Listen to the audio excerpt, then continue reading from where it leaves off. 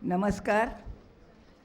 या देवी सर्वभूतेषु बुद्धिरूपेण संस्थिता नमस्तस्यै नमस्तस्यै नमस्तस्यै नमो नमः.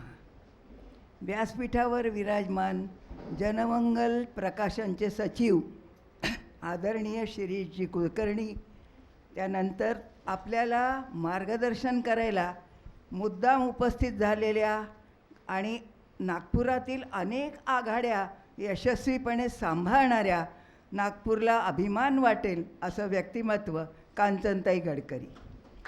त्यानंतर माझ्या शेजारी बसलेली त्यांच्या मासिकाची संपादिका वैष्णवी बोरगावकर, निवेदन करणारी अदिती देशमुख, भैरवी देशपांडे, या सगळ्या यशस्विनी, या सगळ्या मला मुली समानच आहेत.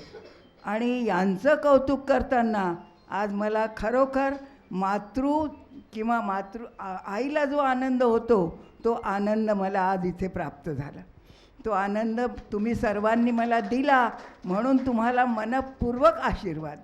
आणि या यशस्विनींच्या यशाचं मागचं रहस्य काय आहे हे समजून घेतलं तर आपल्याला कळेल की लहानपणापासून ज्यांना काहीतरी व्हायचं असतं त्यांच्या मनात एक वेगळंच मार्ग म्हणा, वेगळा विचार म्हणा, किंवा वेगळं काहीतरी करण्याचा एक उद्योग त्यांचा चालू असतो. आणि लहानपणी ते कोणी जाणून घेत नाही, म्हणून मग सगळे म्हणतात हे असं काय करताय, कारण ते सामान्यांपेक्षा वेगळे असतात. पण ते वेगळेपण लोकांच्या लक्षात येईपर्यंत त्यांना थोडंसं लोकांकडनं बोलणंच ऐकावं लागतं. आणि हे या सगळ्यांनी अनुभवलं असेल, मी पण अनुभवलेलं आहे ते. तेव्हा वेगळी वाट ज्याला चालायची असते त्याला थोडंसं सहन पण करावं लागतं. आणि हे संतांनी पण सहन केलं आहे, तेव्हा कुठे त्यांना संत पण मिळालेलं आहे. तेव्हा ज्याला काही मिळतं त्याला आधी द्यावं लागतं. अंधारल्या दिशांना आता उजेड दे तू, असं जो उजेड देत देत जातो तो शेवटी दीपस्तंभ होतो. आणि या सगळ्या आज आपल्यासाठी दीपस्तंभ झाले, कारण त्यांनी त्यांच्या आयुष्यात जे कष्ट केले ते कष्ट परमेश्वर कृपेने मान्य झाले समाजाला. आणि त्याची परतफेड म्हणा किंवा त्याचं चीज करण्याची संधी त्यांना मिळालेली आहे. आणि असं म्हणतात की यांच्यासारखे जे असतात त्यांच्या मनात काय असतं तर ते कधी सुखाच्या मागे नसतात, ते यशाच्या मागे असतात. आणि यश म्हणजे काय, शर्थीने केलेले यत्न, पराकाष्ठेने केलेले प्रयत्न म्हणजे यश. तर यांनी प्रयत्न केले आहे म्हणून यांना यश मिळालं आहे. सामान्य माणूस जेव्हा झोपा काढतो तेव्हा असे जे यशाकडे किंवा प्रसिद्धीकडे किंवा काही विशेष करण्याकडे ज्यांचा कल असतो ते मेहनत करत असतात. गीतेतही म्हटलेलं या निशा सर्वभूतानां तस्याम जागर्ति संयमी. तेव्हा हे जागे असतात आणि यांचं कार्य सुरू असते. एका इंग्लिश कवीने म्हटलेलं आहे की the heights that great men reached are kept were not attend in a sudden flight, but when their companions slept they were toiling upward in the night. तेव्हा असे जे परिश्रम करतात त्यांच्या परिश्रमांचं चीज त्यांना यशरूपाने मिळतं. 3 शब्द आहे पहा आपल्या इथे, परिश्रम किंवा प्रयत्न, प्राक्तन आणि पुरस्कार. या 3ही शब्दांच्या पायऱ्या शेवटी पुरस्कार आहे. तर पुरस्कार माणसाला प्रेरणा देतं, म्हणून पुरस्कार आवश्यक आहे. जनमंगलनी या सगळ्यांना नवीन प्रेरणा दिली आहे. या प्रेरणेतून त्या नक्की काहीतरी नवीन घडवतील. आणि कांचनताईंनी जी अपेक्षा व्यक्त केली आहे की कुटुंब व्यवस्था ढासळते आहे, कुटुंब व्यवस्थाच नाही, सगळ्या देशाची देशव्यवस्थाच ढासळली आहे. आणि त्याच्यासाठी प्रयत्न कोण करेल तर स्त्रीच करू शकते, कारण स्त्री ही निर्माता आहे. एक निर्माता तो आहे परमेश्वर आणि दुसरी निर्माता आहे स्त्री. कारण स्त्रीमध्ये पहा स त र हे 3 व्यंजन आहे आणि ई हा स्वर आहे. स म्हणजे सतोगुण, त म्हणजे तमोगुण, र म्हणजे रजोगुण आणि ई म्हणजे ईश्वर किंवा ईशत्व.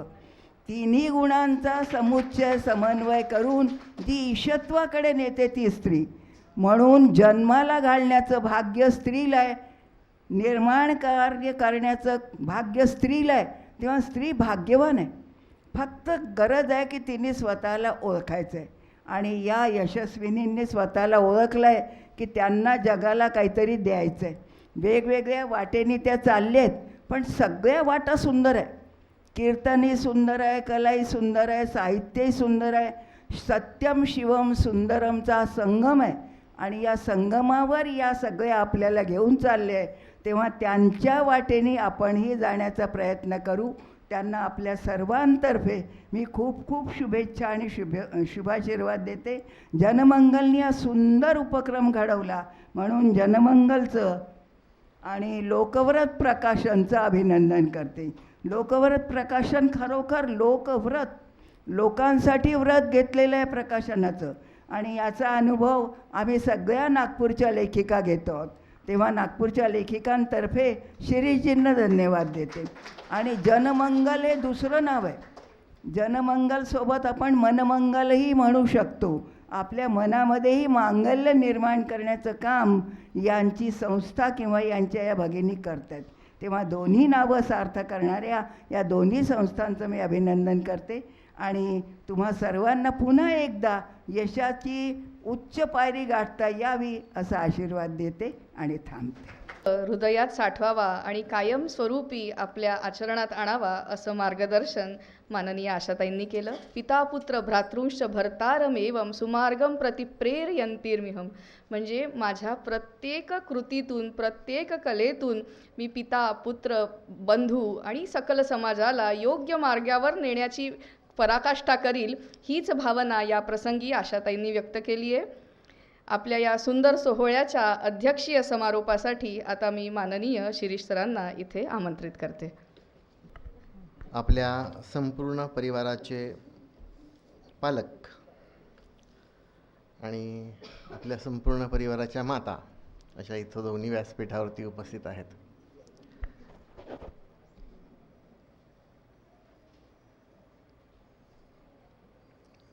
पुरस्कार देण्याचा हेतू हा असतो की ज्यांना पुरस्कार मिळाला आहे त्यांच्याकडे आपण आपल्या सगळ्यांची नजर जाते, लक्ष जातं.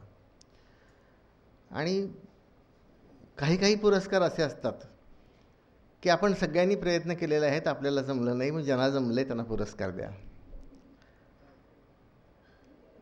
अशा समाजासमोर म्हणजे पुरस्काराचे निकष पुष्कळ असतात, पुरस्कार देण्याच्या पद्धती पण पुष्कळ असतात.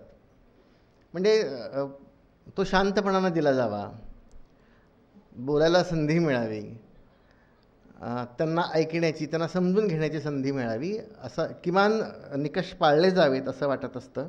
आज ते पाळले आणि म्हणून मला स्वतःलाच खूप बरं वाटलं. जेव्हा पुष्कळ पुरस्कार मिळतात तेव्हा काय करावं तर पुरस्कार द्यायला सुरुवात करावी. एवढं भरभरून प्रेम केलं या दोन्ही संस्थांवर. सगळ्या जवळपास जिल्ह्यांमध्ये, शहरांमध्ये आता आपले सगळे जनमंगल आणि लोकव्रत प्रकाशनाचे एक परिवारातले कार्यकर्ते निर्माण झाले. पण याचा केंद्रबिंदू स्त्री हा राहिला. पण अनेक वर्षापूर्वी जेव्हा ह्या परिवाराची सुरुवात झाली ती माननीय गडकरी साहेबांच्या हस्ते झाली. आपल्या बहुतेक सगळ्या प्रकल्पांचं उद्घाटन हे गडकरी साहेबांनी केलेलं आहे आणि त्याचं पालकत्व त्यांनी घेतलं आणि आजपर्यंत ते आम्ही त्यांना दैवत म्हणूनच काम करतो. आशाताईंनी तुम्हा सगळ्यांना दत्तक घ्यायच्यापूर्वी मला घेतलेला आहे आणि असा वारसा मिळाला आपल्या सगळ्यांना. तर एक सहज कल्पना सुचली यांच्या वाक्यावरून मला की आजी ही मोठी कादंबरीकार आहे, मोठी लेखिका आहे, तिची मुलगी आहे अशी आहे समोर बसलेली आहे, ती ही मोठी साहित्यिक आहे, यांची पुढची पिढी कशी होईल. आणि एक्झॅक्टली जर आपण कांचनताईंनी जो संदेश दिला त्याच्याप्रमाणे जर आपण सगळ्यांनी हा प्रयत्न केला की आपली पुढची जी पिढी आहे ही पिढीसुद्धा साहित्यिक झाली पाहिजे, लेखक झाली पाहिजे, पत्रकार झाली पाहिजे, ह्या सगळ्यामध्ये बरबटलेपण आहे का, तर आहे असं. पण गडकरी साहेबांसारखी माणसं आहेत. आता या असताना त्यांचं कौतुक म्हणजे थोडं आपापच झालं ते. पण असं आहे की समाजामध्ये चांगले लोक पण आहेत. पण हा चांगुलपणा जर टिकवायचा असेल तर तो कुणी, तर ज्यांच्या हातामध्ये परिवर्तन करण्याची क्षमता आहे अशा लोकांनी. मग हे परिवर्तन कोण करू शकतं? तर कायदा करू शकतो. आपण थोडंफार समजू शकतो की कायद्याद्वारे काही परिवर्तन होऊ शकतं. पण अन्य असा एकही घटक नाही की ज्याच्याद्वारे परिवर्तन होऊ शकतं.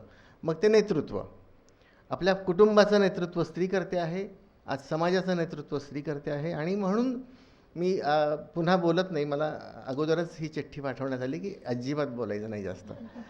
त्यामुळं याही भाषणाला जर वेळ गेला तर पण मी एवढं सांगेन की आता ही सुरुवात आहे. आपण असं समजूया की नागपूरमध्ये तुम्ही बघता आहात, असं सगळ्या ठिकाणी आपले कार्यकर्ते एके दिवशी सगळेजण एकत्र येऊया.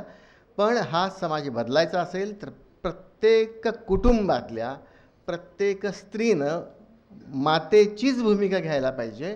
म्हणजे आता किती आशाताई म्हणाल्या की ह्या माझ्या मुली आहेत, अशा खूप खुश झाले सगळे, मला दिसलं चेहऱ्यावरती.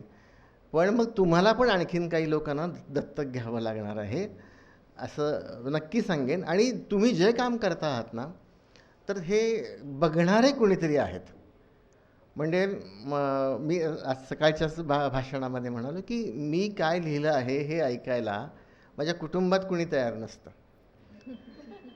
मग तुम्ही लिहिता आहात, तुम्ही कीर्तन करता आहात, तुम्ही समाजामध्ये आज प्रवचन करता आहात. तुमच्या भाषणामुळं, तुमच्या प्रवचनामुळं, कीर्तनामुळं, तुमच्या गझलांमुळं हे सगळं बदलत चाललं आहे. हे याची जाणीव तुम्हाला असत नाही, ती असली पाहिजे म्हणून हा पुरस्कार आहे. तुम्ही हे जे काय करताय ना, हे समाजाच्या शुद्धीकरणाचं काम करताय. आणि म्हणून मला असं म्हणायचं की हे सगळे आदर्श आहेत आपले, खरेखुरी मनापासूनचे आदर्श आहेत. तर आपण त्यांच्या आदर्शावर पुढं चालत राहू. आणि हा पुरस्कार देण्यासाठी कांचनताईंनाच का बोलवलं ह्याचं सगळ्याचं उत्तर सगळ्यांनाच माहिती आहे. पण त्यांच्या हस्ते हा पुरस्कार मिळाल्यामुळं हा पुरस्कार मोठा झाला, त्याचं महत्त्व वाढलं. आणि तुम्हाला खरोखरी ह्यांनी म्हणाले की जबाबदारी वाढली, की आता मी आणखीन जबाबदारीनं समाजामध्ये काम करेन असं नेहाताई म्हणाल्या. तर ही जबाबदारी वाढली हे समजण्यासाठी तशाच मोठ्या माणसाच्या हस्तून पुरस्कार मिळाला पाहिजे. ते साधलं गेलं. मी अधिक नाही बोलत. पण काही आता मला एवढंच फक्त म्हणायचं आहे की आता आपण ही ज्योत अशी जागृत ठेवूया. सगळ्यांनी एवढा प्रयत्न करायला पाहिजेत आपल्यातल्या की निरपेक्ष भावनेनं या दोन्ही संघटना काम करतात, कुठल्याही अपेक्षेनं करत नाहीत कधीही. आणि हीच प्रथा पुढं चालू ठेवून सगळ्या ठिकाणाहून बदल घडले पाहिजेत. प्रत्येकाने त्यावर बोललं पाहिजे. आणि अधिक वेळ घेत नाही, पण तुम्ही जर बोलायला लागलात, तुम्ही जर लिहायला लागलात ना, तर परिवर्तन होत असतं. जसं तुम्ही चांगलं काम करता त्यावेळेला कोणाचं तरी लक्ष जातं. तुम्ही काय म्हणताय याच्याकडे लक्ष असतं आणि त्याच्यावरती नक्की बदल घडून येतात. आणि हे बदल घडून यावेत यासाठीच आपल्याला पुढं काम करायचं आहे. ह्या कार्यक्रमानंतर आपली पण जबाबदारी फार वाढणार आहे. खरं तर अनेक मोठी लोक आहेत या ठिकाणी की जे व्यासपीठावर बसलेले नाही आहेत आणि खाली बसून ते दाखवतात की आम्ही सामान्य आहोत. तर मी स्वतःला तो पुरस्कार असतो ते सामान्यत्वाचा की मी किती हे बरोबर आहे. पण असे लोकही जेव्हा माणसं घडवतात त्यावेळेला त्याचा आनंद होतो खूप मोठा. की खूपसे असे पुढे येऊन काम करणारे जरी नसले तरी मागं राहून आशीर्वादासम त्यांचं काम असतं. अशा सगळ्या लोकांना मी आज तुम्हाला प्रणाम करतो आणि थांबतो. धन्यवाद. खूप खूप धन्यवाद सर. आपलं अध्यक्षीय भाषण ऐकून मला 4 ओळी आठवल्या. देणाऱ्यांनी देत जावे, घेणाऱ्यांनी घेत जावे, घेता घेता एक दिवस देणाऱ्याचे हातच घ्यावे. बाकी कुठल्याच गोष्टीची आता समारोप करण्यासाठी आवश्यकता नाही आहे. इतका सुंदर हा सोहळा पार पडलेला आहे. यशस्विनींचा हा सन्मान सोहळा जनमंगल परिवारासाठी कायमस्वरूपी स्मरणात राहील असा झालेला आहे. या प्रसंगी आपल्या 2 यशस्विनी उपस्थित राहू शकला नाही. त्यांना सन्मानपूर्वक मी त्यांचा इथे उल्लेख करते. त्या म्हणजे कविता सम्राज्ञी वर्षा बेंडेगिरी कुलकर्णी आणि जनमंगल प्रेरणा पुरस्कार आपण ज्यांना देणार आहोत त्या म्हणजे माननीय माधवीताई खोडे. त्यांना योग्य प्रसंगी हा पुरस्कार दिला जाईल. या कार्यक्रमाचा आता आपण समारोप करूया आभार प्रदर्शनाने, आणि आभार प्रदर्शनासाठी मी माननीय श्रेयाताई सरनाईक यांना इथे आमंत्रित करते. सरांनी सांगितलं तसं त्यांना कागद आला आहे, तसंच मला पण सूचना आली आहे की थोडं लवकर आटपा म्हणून, तर त्याप्रमाणे नक्कीच प्रयत्न करणार आहे. नाही 35 मिनटं नाही बोलणार आहे. थोडक्यातच मांडते. मणिकांचन योगाची आशा आम्ही सर्वांनी मनात ठेवली होती आणि आज ती फलित झाली आहे असं मला वाटते की 2 या श्रेष्ठ व्यक्ती या आपल्यासोबत उभ्या या ठिकाणी आहेत, उपस्थित आहेत. आणि 2 श्रेष्ठ व्यक्तींच्या माध्यमातून या ठिकाणी जसं बोरगावकर मॅडम आहे, शिरीष सर हे पण त्यांच्यासोबत उपस्थित आहे. तर खरोखर अतिशय आनंदाचा असा हा दिवस आहे.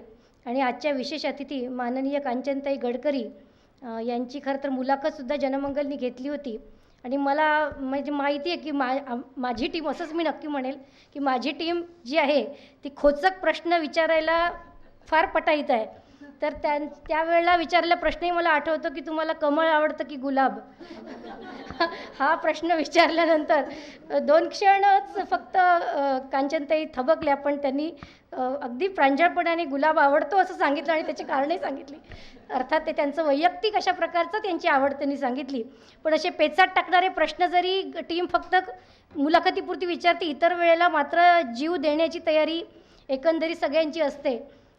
तर असा हा सुंदर असा प्रकारचा समूहाचा कार्यक्रम आहे. माननीय गडकरी साहेबांचे आशीर्वाद, शुभाशीर्वाद, शुभेच्छा अनेक वेळा आपल्याला मिळालेल्या आहे. सरांनी त्याचा उल्लेख केला आहे, वैष्णवीजींनी पण उल्लेख केलेला आहे. माननीय वर्षाजी माडगुळकर यांच्या बोलण्यातून साहेबांबद्दलचा आदरयुक्त उल्लेख हा नेहमीच होत असतो, त्यामुळे ते आम्हाला जवळचे वाटतात. आणि कांचनताईसुद्धा आम्हाला फार जवळचे वाटतात. इंग्रजी अंकात यापूर्वीसुद्धा शुभेच्छा प्रकाशित झाल्या आहेत आणि आपल्या संपादक स्वाती पोद्दार यांनी हा जो अंक आहे तो त्यांच्या घरी पोचवण्याचा यापूर्वीसुद्धा 2दा प्रयत्न केला आहे आणि त्यांच्या घरात त्याचं वाचन झालेलं आहे. यानंतर आजच्या आपल्या आशाताई पांडे, अतिशय साधं आणि श्रेष्ठ व्यक्तिमत्व. खरं तर दिव्य गोष्टी खूप साध्या असतात असं कुठेतरी वाचलं होतं आणि आज त्याचा प्रत्यय मला नक्कीच किंवा आपल्या सर्वांना त्या ठिकाणी आलेला आहे. आजच्या स्पर्धेच्या परीक्षक माननीय अरुंधतीजी वैद्य आणि माननीय विनीताजी हिंगे यांनी खूपच सहनशक्ती दाखवून तिथे त्या बसून सगळं ऐकलं आणि म्हणजे त्या इतक्या रस घेऊन ऐकत होत्या की मी जरी तिथे स्टॉपवॉचसाठी बसली होती तरी मी पण खूप ऐकलं आणि दाद दिली त्या ठिकाणी. डॉक्टर शिरीष कुलकर्णी सर यांचे आभार कसे काय मानावे हाच प्रश्न आम्हाला सगळ्यांना कायमच पडतो. आता आम्ही बोलताना अनेक वेळा म्हणतो की ते सर्व आहेत, पण असं म्हटलेलं त्यांना अजिबात आवडत नाही आणि मग आम्ही त्यांना आठवणीने हे म्हणतोच. कारण की मी कायम एक सामान्य कार्यकर्ता आहे असं ते सतत म्हणत असतात आणि हे त्यांच्या वागण्यातून बोलण्यातून नेहमी दिसते. माझ्यावर वैष्णवी बोरगावकर मॅडम यांच्यावरती कुटुंब प्रमुख म्हणून, भैरवी देशपांडे याच्यावरती कार्यकारी संपादक, टेक्निकल टीम असेल, सिद्धीजी देशमुख असतील, अशा या चौघींवरती त्यांनी जे जनमंगलचं काम इतक्या विश्वासाने सोपवलं आहे तर त्याबद्दल त्यांना कधीच पश्चाताप होणार नाही याची ग्वाही आपल्या सर्वांच्या वतीने मी त्यांना या ठिकाणी देऊ इच्छिते. आणि एक सुंदरसं एक उपमाच मला आठवते, फार काही त्या ठिकाणी अजून काय बोलावं या दोघांबद्दल. एक कुंभाराची चिंधी नावाचा एक प्रकार असतो की जो मडकं त्या ठिकाणी घडवतो, तर ती चिंधी काय करत असते, ती खूप तशी वाटायला साधी वाटते ती गोष्ट, ती ओलीच असते कायम आणि तिला ती लडबडलेली असते त्या मातीने आणि ती काय करत असते की त्याच्यावरचे जे कंगोरे असते ना, ती कंगोरे दूर दूर दूर दूर करत जाते, बारीक बारीक कंगोरे करत ती त्या मडक्याला पॉलिश करत जाते आणि तो पक्का भाजलेला जो काही मडकं असते ते काही माठ असतो तर तर एकदा पक्क झाल्यानंतर ती लोकांच्या सेवेला त्या ठिकाणी जाते. आता सरांच्या आणि मॅडमच्या वागण्या बोलण्यातून आम्हाला असं जाणवतं की त्या कुंभाराच्या चिंधीचं काम ते कुठेतरी करतायत की ते दिसून पडत नाही आणि हे पक्के भाजलेले थोडेफार अजून आम्ही भाजलेलो आहे असं म्हणू शकत नाही, कच्चेच आहोत, पण हे जे काही मडके समाजाच्या याच्यामध्ये काम करतायत, सेवा करतायत वगैरे असला काही शब्द मी वापरणार नाही, काम करतायत, तर तो त्यांचा जो एक प्रयत्न आहे आणि त्यांनी जो अत्यंत विश्वासाने सोपवलेलं काम आहे तर त्याबद्दल त्यांना मी सॅल्यूट करू इच्छिते. आणि मुख्य म्हणजे लिडरशिपमधले कंगोरे ते खूप सहजतेने दूर करतात आणि त्यांच्या वागण्या बोलण्यातनं दूर करतात. याचं सगळ्यात पहिल्यांदा उदाहरण मला जर मिळालं की संपादक मंडळाची घोषणा केल्यानंतर असं वाटलं होतं की आता ताबडतोब सगळीकडे ते ब्रॉडकास्ट करून टाकावं, अगदी 250 ग्रुपला वाटलं होतं ना, सगळ्यांनाच वाटलं होतं. आणि त्या दिवशी सरांनी 2च मिनिटांनी सांगितलं की अजिबात नाही, संपादक मंडळामध्ये तुम्ही आहात हे फक्त तुम्हाला सध्या माहीत राहील, इतर समूहामध्ये हे सांगायची आपल्याला काही गरज नाही, तुमच्या कामातून ते समजेल. इतक्या छोट्या छोट्या गोष्टी, कारण की लिडरशिप करताना सगळ्यात मोठा अडसर असतो अहंकार आणि मत्सर, तर तो येऊ नये म्हणून त्यासाठी सरांना काय काय करावं लागते किंवा करावं लागलं असेल याची फक्त आपण कल्पनाच करू शकतो. याला मी फक्त एक काय म्हणता येईल, रामकृष्ण हरी एवढं 2-3 शब्द वापरते आणि इथे थांबते. मला आठवते की स्वामी विवेकानंदांनी मार्गारेट नोबलला जेव्हा भारतामध्ये बोलवलं त्यावेळेला त्यांना एक पत्र लिहिलं होतं. ते पत्र फार जगजाहीर आहे आणि अनेकांकडनं वाचलं गेलं आहे, लाखो लोकांनी, करोडो लोकांनी ते वाचलं असेल. त्यांनी एक सुंदरसं वाक्य त्या ठिकाणी वापरलं आहे की माझ्या भारतीयांवरती कृपा करण्यासाठी किंवा कोणत्याही प्रकारचं त्यांना दाखवण्यासाठी इथे यायची गरज नाही आहे. तुम्हाला जर सेवा करायची इच्छा असेल तर त्या ठिकाणी तुम्ही या, आमच्या समाजाला शिकवायची गरज नाही, मग ते हळूहळू शिकतील. तर मला असं वाटतं की सरांना तेच अपेक्षित आहे, मॅडमना पण तेच अपेक्षित आहे की लेखकांना लिहितं करा, वाचकांना वाचतं करा, कलाकारांना एकत्र गुंफूया, राग द्वेष मत्सर बाजूला सरत हे साहित्याचं क्षेत्र सुंदर करूया आणि त्यासाठी यायचं असेल तर नक्कीच सोबत राहूया. अशा प्रकारचं ते काम करतात. आणि बुद्धिवंतांना एकत्र करणं आणि त्यामध्ये स्त्री बुद्धिवंतांना एकत्र करणं ही फारच हे आहे. आणि याचं सगळं श्रेय म्हणजे अगदी मी म्हणेल की 00.0% फक्त आम्हाला आहे आणि 99 काय जे असेल ते सर आणि मॅडम यांना आहे. आणि कारण की काम करणं यापेक्षा काम करू देणं या गोष्टी जास्त महत्त्वाच्या असतात, हे इथल्या अनेकांना माहिती आहे. आणि ते सुद्धा काहीही न बोलता आणि जास्त काही सूचना न करता, म्हणजे मग ते तुम्ही तुमचं बघा आणि असंच प्रकारचं त्या ठिकाणी असतं. तर ते आणि मॅडम तर सर तरी बोलतात, मॅडम तर फार कमी बोलतात पण इतकं परिणामकारक बोलतात की त्याच्यावरती आपल्याला अनेक गोष्टी म्हणजे ते सहजपणाने व्यक्तिमत्वाचा विकास होणं म्हणजे काय, तर तो मॅडमचा सहवास आहे. आणि I am one of the luckiest persons. मला असं नक्कीच वाटतं की मी त्या भाग्यवंतांपैकी एक आहे की मॅडमची ओळख झाली, वर्षाजींची ओळख माझी झाली. एकदा काय झालं की वर्षाजींनी साधा मला प्रश्न विचारला फोन करून की मला त्यांना एक रजिस्ट्रेशनचा ग्रुप होता आणि त्यांनी विचारलं की मला ना 4 ग्रुप दिसत आहेत, त्याच्यामधला आपला तो रजिस्ट्रेशनचा ग्रुप कोणता आहे. तर मी त्यांना नाव सांगितलं पण मला सांगताना थोडंसं हसू आलं. तर त्यांनाही काही कळलं नाही. त्यामुळे की काय झालं, त्या नेहमीच मला असं श्रेयाजी वगैरे असं म्हणतात, तर काय झालं. तर मी त्यांना म्हटलं की मला हसू आलं की तुम्ही विचारलं की 4 पैकी कोणता ग्रुप. तर म्हणे का, कारण की म्हटलं मी आणि भैरवीची 400 ग्रुपमध्ये आहोत आणि जवळपास इतक्या सगळ्या ग्रुपमध्ये बऱ्यापैकी नियमितपणे काम चालू असतं आणि अनेकदा आम्ही विसरून जातो, आम्ही ग्रुप लेफ्ट पण करत नाही. अनेक ग्रुपमध्ये कदाचित आम्ही फक्त दोघीच असू. आता तिथे आम्ही काय करत आहे हा प्रश्न विचारण्यासारखं नाही आहे, पण असं आहे की जे काम चालतं आणि मुख्य म्हणजे ऑनलाईन स्वरूपात चालतं, कुठे फार जायची गरज नाही, वर्षातून 2-3दा तुम्ही भेटता आणि ती गोष्ट जी असते ही समाजासाठी जर काम करण्यातली असेल तर नक्कीच आहे. तर यापैकी आज इथे विशेष म्हणजे अजून आभार मानण्यासारखे म्हणजे आपल्या आदरणीय माणिकजी घारपुरे, मी जसं म्हटलं की अनसिंग हिरोंपैकी एक त्या पण आहेत की ज्या शेकडो, कदाचित चुकीचा शब्द असेल, हजारोच म्हणावं लागेल मला, कारण की हे नक्की आकडा सरच सांगू शकतील की 1,500च्या वर पुस्तकांची निर्मिती झालेली आहे. तर या सगळ्या पुस्तकांच्या निर्मितीमध्ये आदरणीय माणिकजी घारपुरे, त्यांचं नावच माणिक आहे आणि घारीसारखी बारीक नजर त्यांची असते सगळ्या कामांवरती आणि त्या सगळ्या पुस्तकांच्या निर्दोष याच्यामध्ये त्यांचा जो सहभाग असतो त्याच्यासाठी त्यांना खरंच सॅल्यूट आहे, त्यांचे मी आभार मानू इच्छिते. अजून आमच्या सिद्धीजी देशमुख, मृणाली राजे या दोघी या कार्यक्रमासाठी नाही आहेत, ज्या खऱ्या कार्यकर्त्या आहेत, ज्या रोज काम करतात असं म्हटलंसुद्धा हरकत नाही. JMB टीमचे मी सुद्धा आभार मानू इच्छिते. हर्षाला वडोदकर आणि बाकीच्या सगळ्या टीमची दुपारी नावं मी घेतली होती, सगळ्यांची नावं या ठिकाणी घेऊ शकत नाही. आणि काय सांगू आता, अजून एक नाव म्हणजे तिसरं नाव आमच्या याच्यामधलं की वैष्णवीजी बोरगावकर मॅडम, बोरगावकर सर इथे उपस्थित आहे. हा एक उत्तम नमुना आहे की कशा प्रकारे घरून सपोर्ट असतो आणि तो निर्माण केला जातो. वैष्णवीजी यांचे मी आता वेगळे आभार काय मानणार आहे. पावलोपावली क्षणोक्षणी सावलीसारख्या त्या सोबत असतात, माझ्या भैरवीच्या दोघींच्या पण सोबत असतात.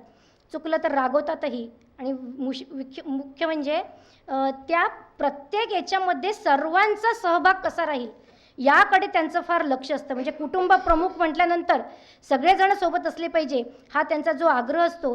सर्व प्रकारचे समूह सोबत असले पाहिजे. त्यांचं हिंदीकडेही लक्ष असते, इंग्रजीकडे तर असतेच असते, पण मराठी याच्यामध्ये सुद्धा कोणाचं काय चालू आहे याविषयी ते आग्रही असतात. त्या स्वतः उत्तम लेखिका आहेत आणि त्यांच्या वतीने मी जाहीर करते की लवकरच त्यांचं असं पुस्तक येणार आहे की ज्यामध्ये मराठीतल्या श्रेष्ठ कवितांचं इंग्रजीमध्ये ट्रान्सलेशन, जो प्रयोग आतापर्यंत झालेला नाही आहे, कुसुमाग्रजांसारखे श्रेष्ठ कवी असतील त्यांचं इंग्लिशमध्ये ट्रान्सलेशन, अशा प्रकारचं पुस्तक या ठिकाणी अपेक्षित आहे. सर्व यशस्विनींचे सुद्धा मी आभार मानू इच्छिते. अंजली उमाळकर इथे उपस्थित आहेत, श्री व सौ दोघंही उपस्थित आहे. आणि अंजली ताईसाठी काय सांगू, ती तर माझी ताईच आहे. एक साधा शब्द टाकला मी तिला सुरुवातीला जेव्हा आम्ही म्हणजे ती माझी लहानपणापासून ताई आहे. जनमंगलमध्ये जेव्हा मी काम करायला सुरुवात केली आणि ताईला सहज म्हटलं की तू जे काही बोलत राहते माझ्याशी आध्यात्मिक, हे मला एकटीला सांगण्यापेक्षा जर आपण ते ऑनलाईन गेलो तर त्या ठिकाणी ते जास्त छान होईल. तर मला, आणि तिने पटकन हो म्हटलं. म्हणजे व्हॅलेंटाईन वीकमध्ये एखाद्याने सहज खडा टाकावं आणि पटकन समोरून होकार यावा असं काहीतरी झालं की फार त्या ठिकाणी वेळ नाही लागला हो म्हणायला.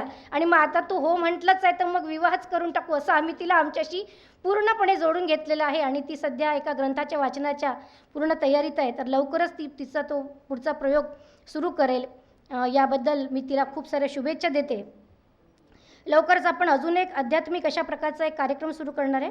त्यामध्ये शैलजा लुले या मनाचे श्लोक यावरती जवळपास 2 वर्ष तो उपक्रम चालवणार आहेत. त्याचप्रमाणे आजच्या कार्यक्रमामध्ये सगळ्यात सहभागी आदरणीय वृंदाजी जोगळेकर यांचेही मी आभार मानते. त्या कायम मार्गदर्शक म्हणून असतात. त्यानंतर या ठिकाणी सखी ढाक, ज्या आता जनमंगलच्या कायमस्वरूपी सखी आहेतच राहतील, त्यांनी पण इथे आल्यात. मोहिनीजींच्या शब्दाला मान दिला त्याबद्दल त्यांचे पण आभार. त्यांच्या कार्यासाठी शुभेच्छा. सानिका दशसहस्त्र यांना फेसबुकवर खूपदा बघितलं होतं, आज जवळून बघितलं. त्यांच्या गझल इतक्याच त्या गोड आहेत. त्या इथे आल्या त्याबद्दल त्यांची फॅमिली आली त्याबद्दल त्यांचे पण आभार. डॉक्टर अवंतिका टोळे वर्षा बेंडगिरी कुलकर्णी आणि इतरही ज्या सगळ्या यशस्विनी यांचे मी मनापासून आभार मानते. नेहा मुंजे, हिला काय आभार मानावे असं मला काही वाटत नाही, पण तरी तिला थँक्यू म्हणू इच्छिते. तिचे कॉफीचे खूप सारे प्रयोग आहेत, ते सगळे आमच्यावरती पण होऊ दे आणि ते तिचं काम असंचपणे चालू राहो. नंतर अपर्णा चांदोरकर यांनी सोबतीने लिहूया ही अशी कॉमन रांगोळी काढली, कारण वरती पण एक कार्यक्रम चालू आहे. त्यांना वाटलं की हे आमच्यासाठी पण आहे, तर त्यांच्या पण कुठेतरी आशीर्वाद शुभेच्छा या रांगोळीला लाभलेल्या आहेत. विना रणदिवे यांचे आभार. आशा ओझा या हिंदी याच्यामध्ये न सांगता न बोलता चुपचाप त्यांचं आणि भैरवीजींचं काम चालू असतं. आणि लवकरच हिंदी वार्षिकांक दरवर्षी एक निघेल असा प्रयत्न आपण करत आहोत आणि आशाजी त्यांची सगळी जबाबदारी घ्यायला तयार आहेत. त्याप्रमाणे आदरणीय नीता खोत, आदरणीय मिनल येवले, ज्या माझ्या अत्यंत आवडत्या ललित लेखिका आहेत, त्यांना पहिल्यांदाच आपण इथे म्हणजे मी भेटते. त्यानंतर मेधा औरंगाबादकर, मोहिनी हेडाऊ, हिला काय थँक्यू म्हणूया. त्यानंतर सुनेत्राजी बडकस इथे आल्यात, त्यांचं पुढचं पण पुस्तक लवकरच येत आहे. संगीताजी तांबोळी आणि संदीप तांबोळी या दोघांचे पण मनापासून आभार. नंतर संगीताजींनी आणि अदितीजींनी खूप सुंदर सूत्रसंचालन केलं, याबद्दल खूप खूप सगळ्यांच्या वतीने अगदी मनापासून आभार. खूप कमी शब्दांमध्ये अत्यंत सुंदर अशा प्रकारचं सूत्रसंचालन त्यांनी केलं आहे. त्यानंतर शिल्पा नंदन पवार, स्वाती वैद्य सुरंगळीकर, विजयाताई ब्राह्मणकर, स्वाती पोद्दार, वैद्य समिधा कुलकर्णी, मोहिनीजींच्या भगिनी माणिकताई, माधुरी साकुळकर, हॉल उपलब्ध करून दिल्यानंतर मुंजेताई, चविष्ट जेवणासाठी माइंड पार्क टीम, या सगळ्यांचे विशेष कौतुक करते. आणि जर कोणाचं नाव चुकून सुटलं असेल तर त्याबद्दल मी तुम्हाला त्या ठिकाणी माफी मागते. आणि खरं जर कौतुक आज करण्यासाठी जर कोणी असेल तर ते आहे भैरवी देशपांडे आणि नागपूरची टीम. या सगळ्या टीमला अगदी मनापासून आभार. की योजक तत्र दुर्लभ असं म्हणतात ते, पण 100% अशा प्रकारचा सुंदर असा हा कार्यक्रम घडवून आणला आणि नागपूर टीमने त्यांना जी साथ दिली आहे त्याबद्दल त्या सर्वांचं मनापासून अभिनंदन. जुग जुग जिओ असं मी लहान तरी म्हणते की खूप सुंदर अशा प्रकारचा कार्यक्रम झाला आणि यानंतरचे असे कार्यक्रम नक्कीच होत राहो. जनमंगल आणि लोकरत प्रकाशनतर्फे आपणा सर्वांचे मनापासून आभार आहेत आणि अध्यक्षांच्या वतीने कार्यक्रम संपला असं मी जाहीर करते. धन्यवाद. हरिभक्तीपरायण अवंतिकाताई टोळे उपस्थित आहे, त्यांना विनंती करते की त्यांच्या सुमधुर स्वरात आपण पसायदान ऐकूया. सर्वांना विनंती आहे की पसायदानासाठी थांबावं. वसायदानानंतर कॉफीची व्यवस्था केली आहे. कॉफीचा आस्वाद घेऊन मग आपण जाऊया. आता विश्वात्मके देवे येणे वाग्यज्ञे तोषावे तोषो निमज द्यावे पसाय दानही जे खळांची व्यंकटी सांडो तया सत्कर्मी रती वाढो भूता परस्परे जडो मैत्र जीवांचे दुरितांचे तिमिर जावो